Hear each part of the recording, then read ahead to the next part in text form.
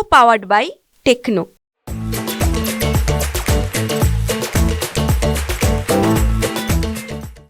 मला वाटतं राजकारण करून एक दृष्टबुद्धीचा बलात्कारी होता आणि त्यांनी पोलिसांवर हमला करण्याचा प्रयत्न केल्यानंतर त्याच्याबद्दल सहानुभूती दाखवण्याचा प्रयत्न करणं,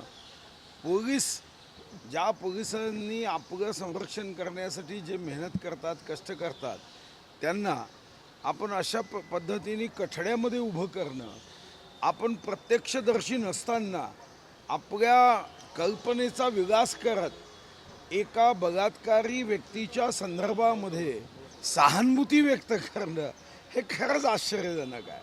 हजारो लोक या बलात्कारी व्यक्तीच्या संदर्भामध्ये एकत्रित येऊन या बलात्काराला फाशी द्या, जागेवर फाशी द्या असं म्हणत होते.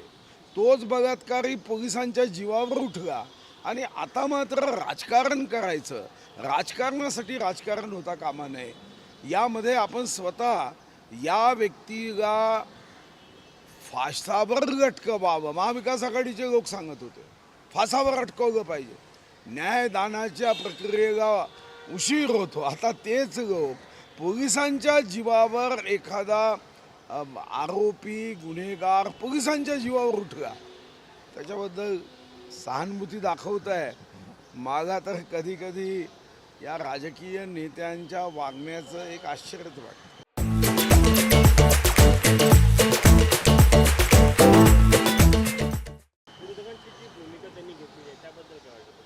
नाही, खरं तर पोलिसांवरही विश्वास ठेवायचा नाही का?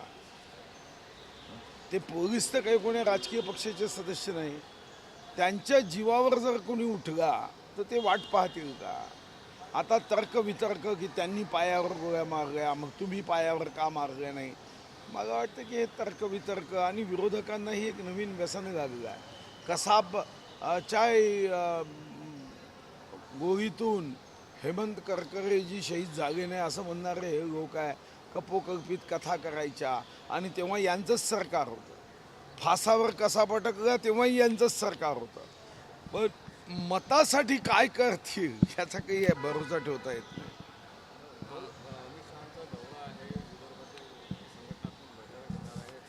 किती महत्त्वाचं आहे, काय असणार आहे दौरा? नाही, महत्त्वाचं तर राहणारच आहे. अमित भाई निवडणुकीच्या संदर्भात अमितभाई अतिशय सूक्ष्म निरीक्षण करून त्या निवडणुकीला सकारात्मक महामार्गावर नेणारं नेतृत्व आहे. आपण या अगोदरही बघितलं, ज्या ज्या राज्यामध्ये त्यांना जबाबदाऱ्या दिल्या गेल्या त्या त्या राज्यामध्ये निवडणूक भारतीय जनता पार्टी जिंकत गेली.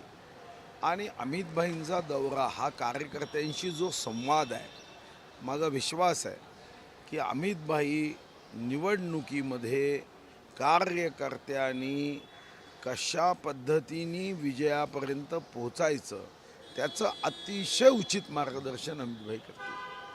कॅबिनेटच्या बैठकीमध्ये जे आहे ते सरकारी अधिकारी आहेत ते मंत्र्यांना व्यवस्थितरित्या कॉपरेट करत नाही, त्यामुळे तुम्ही भडकले. सरकार बदलणार अशा पद्धतीनं वागत आहे. सरकार बदलणार अशा पद्धतीने वागत नाही, मी काही अधिकारी आत्ता एखादा महत्त्वाचा विषय असेल आचारसंहितेपर्यंत तो कसा टाळता येईल असा प्रयत्न काही अधिकारी, काही मुचके, आणि म्हणून मी काल अतिशय स्पष्टपणे सांगितलं की सरकार आमचंच येणार आहे.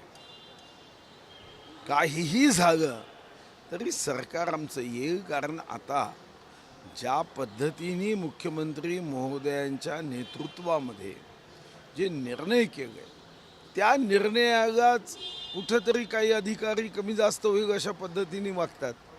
आणि म्हणून मी म्हणालो की मग मनरेगाची मजुरी असेल, मी स्वतः शिवराज चव्हाण साहेबांशी बोललो, पण कधी कधी मग मनरेगाची मजुरी ही 7 दिवसात देण्याचा निर्णय कायदा आहे. आणि तुम्ही जर 2-2 महिने मनरेगाची मजुरी दिली नाही याचा अर्थ काय समजायचा? तुमचा पगार तुम्ही घ्यायचा. शेतकऱ्यांचे पीक विम्याचे पैसे आहे. कमीत कमी जेव्हा तुमच्या ताटामध्ये तुमच्या कुटुंबातील प्रमुख सदस्य अन्न वाढत असेल तेव्हा त्या शेतकऱ्याची आठवण ठेवायची नाही का? की या शेतकऱ्याच्या कष्टातून हे अन्न माझ्या पोटात चाललं आणि त्याचा पीक विमा देताना एकदा नव्हे चारदा जर आम्ही सांगितलं की आम्ही हा पीक विमा या तारखेपर्यंत देऊ आणि त्याला उशीर करायचा आणि म्हणून मग या संदर्भामध्ये त्या सर्व अधिकाऱ्यांना चेतावणी देण्याची आवश्यकता होती की आपण असे वागाल तर याद राखा सरकार आमचंच येईल आणि तेव्हा मात्र तुमच्या उदासीन धोरणाचा शेतकरी विरोधी धोरणाचा गरीब विरोधी धोरणाचा तुम्हाला हिशोब चुकता करावाच लागेल. अधिकारी कुठेतरी जाणीवपूर्वक असं करताय भाऊ, मध्यंतरी काही निघालेले GR असो त्या अनुषंगाने असो किंवा आता या होणाऱ्या सगळ्या घटना. नाही अधिकारी मी सर्व मानणार नाही. अनेक अधिकारी सकारात्मक आहे. आता मी जेव्हा चंद्रपूरमध्ये काम करतो माझे जे अधिकारी सकारात्मक आहे, पोलीस अधीक्षक सकारात्मक आहे. मी सर्व अधिकाऱ्यांच्या संदर्भात म्हणतच नाही, पण काही मोजके अधिकारी हे नकारात्मक आहे. आता त्याची कारणं काय हे तर या क्षणाला सांगता येत नाही. म्हणजे कदाचित महाविकास आघाडीच्या प्रेमापोटी आहे की तो त्यांचा स्वभाव आहे, इनबिल्ट उदासीनता आहे हे सांगता येत नाही. पण काल मात्र आणि त्यामध्ये माननीय मुख्यमंत्री महोदयांनी सुद्धा स्पष्ट सांगितलं की जनहितासाठी जर तुम्ही आचारसंहितेची वाट बघत असाल तर हे मात्र योग्य नाही. सांस्कृतिक धोरणाला मंजुरी देण्यात आली, काय विशेषता आहे त्यामध्ये? नाही अनेक विशेषता आहे. आपल्या महाराष्ट्राचा सांस्कृतिक वारसा हा जगामध्ये जर आपण तुलना केली तर अनेक देशांमध्ये सुद्धा आपला वारसा महाराष्ट्राचा सांस्कृतिक वारसा हा त्या देशापेक्षाही पुढे आहे. याला योग्य पद्धतीने प्रदर्शित करणं, यासाठी योग्य व्यवस्था निर्माण करणं, संसाधनं भौतिक निर्माण करणं, आर्टिस्ट कलाकार यांच्या संदर्भामधल्या ज्या दुर्मिळ अशा पद्धतीच्या कला आहेत त्या जतन करणं, अशा अनेक 10-15 विषयांवर या संदर्भामध्ये सांस्कृतिक धोरणामध्ये तरतुदी केल्या आहे. डॉक्टर विनय सहस्त्रबुद्धे हे कार्याध्यक्ष होते, मी त्या समितीचा अध्यक्ष होतो. आणि या क्षेत्रामध्ये मग ग्रामीण कलावंत असतील, आमचे आदिवासी कलावंत असतील, विविध म्हणजे आम्ही एवढे प्रकार त्यामध्ये वाढवले आहे. आणि महत्त्वाचा एक निर्णय आम्ही काल घेतला तो म्हणजे अनेकदा धोरण येतं आणि ते मग कपाट बंद होतं. त्या धोरणाला अनुरूप अंमलबजावणी करण्याच्या दृष्टीने यंत्रणा नसते. कारण जेव्हा एखादं धोरण करतं तेव्हा ते फक्त त्या विभागापुरतं मर्यादित नसतं. अनेक विभागाला त्याची अंमलबजावणी करायची असते. कधी उच्च शिक्षण विभाग असतो, कधी शिक्षण विभाग असतो, कधी या संदर्भामध्ये पर्यटन विभाग असतो. आणि यासाठी आम्ही एक स्थायी समिती करण्याचा निर्णय केला आहे की ज्या स्थायी समितीवर ही जबाबदारी आम्ही देतो आहे की यामध्ये असणाऱ्या प्रत्येक गोष्टीची अंमलबजावणी त्यांनी केली पाहिजे. आता एक असा वाद्य बनवणारा कलावंत आहे जे वाद्य आता जगात कोणी बनवत नाही, ते महाराष्ट्रात बनवतात. गरीब आहे, मग अशाला मदत करून अशा ज्या काही गोष्टी आहे या गुप्त होता कामा नये. आता एकदा गुप्त झाल्यावर मग कोणीच बनवणार नाही. मग त्याचं ट्रेनिंग करता येईल का? मग गुरु शिष्य परंपरेतून या गुरुकडे आपल्याला काही शिष्य पाठवता येईल का? अशा अनेक गोष्टी या सांस्कृतिक धोरणामध्ये आहे. सिद्धिविनायक मंदिरातील जे प्रसादाचे लाडू आहे त्यासोबत एक व्हिडिओ व्हायरल होता, त्यामध्ये उंदराची पिल्ले आहे. त्यामुळे तिरुपतीनंतर आता पुन्हा सिद्धिविनायक जीवनाशी खेळ चालू आहे, व्हिडिओ व्हायरल होत आहे. आता नाही, व्हिडिओ व्हायरल होत आहे त्याची चौकशी तर सरकारच्या वतीने होईल. आता कदाचित तो चौकशीच्या अंती लक्षात येईल की तो लाडू कुठचा आहे, तो लाडू प्रसादातला आहे का, आणि प्रसादातला असेल तर काही दिवसापूर्वी तो प्रसाद तयार करण्यात आला होता का, प्रसाद ठेवण्याच्या जागा या बरोबर आहे का, याची चौकशी जागेवर ते पुढे येईल. आता कोणतीही गोष्ट जेव्हा यामध्ये टाकण्यात येते त्याची चौकशी करणं गरजेचं असतं. नाना पटोलेंनी असाही आरोप केला आहे की हे सगळे RSS आणि भाजपची शाळा आहे, त्यांना वाचवण्यासाठी हे सगळं करत असल्याचा जो आहे आरोप एन्काउंटर त्यामुळे झालं. नाही, हा आता त्यांचा एक सवंग लोकप्रियतेसाठी त्यांची एक नवीन सवय जळली आहे की हे संघाची शाळा, ही याची शाळा, त्याची शाळा. मागे ही छत्रपती शिवाजी महाराजांची त्यांना घाई झाली आहे मुख्यमंत्री व्हायची.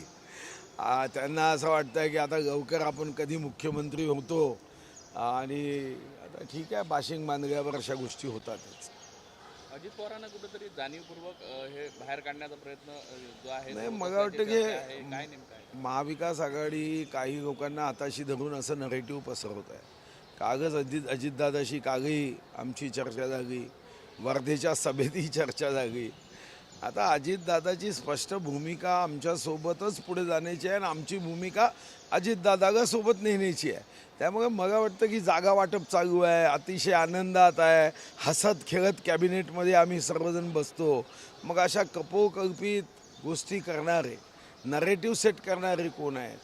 अशा पद्धतीने खूपदा पहिल्यांदा एक नरेटिव्ह सेट करण्याचा प्रयत्न केला की अजितदादाचे आमदार आमच्याकडे येणार आहे. मग साधारणतः 1 महिना हा प्रयत्न केला आणि मग लक्षात आलं की अजितदादाचे आमदार तर काही येतच नाही आहे.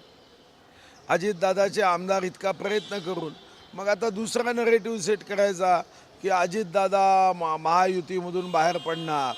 मग जे आमदार आहेत किंवा जे कार्यकर्ते आहेत, जे पदाधिकारी आहेत, त्यांना वाटायचं नाही सगळं मग आता अजितदादा बाहेर येत आहे तर मग आपण तुतारी फुंकूनच बघू.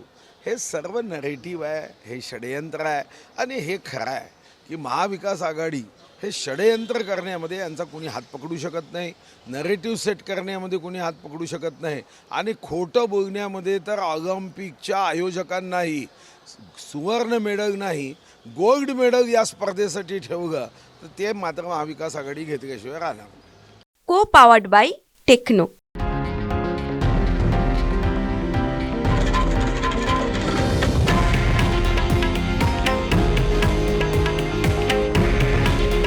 हे आहे देशातील नंबर 1 न्यूज नेटवर्क आणि आपण पाहत आहात TV9 मराठी. काळजी तुमची, हित महाराष्ट्राचं.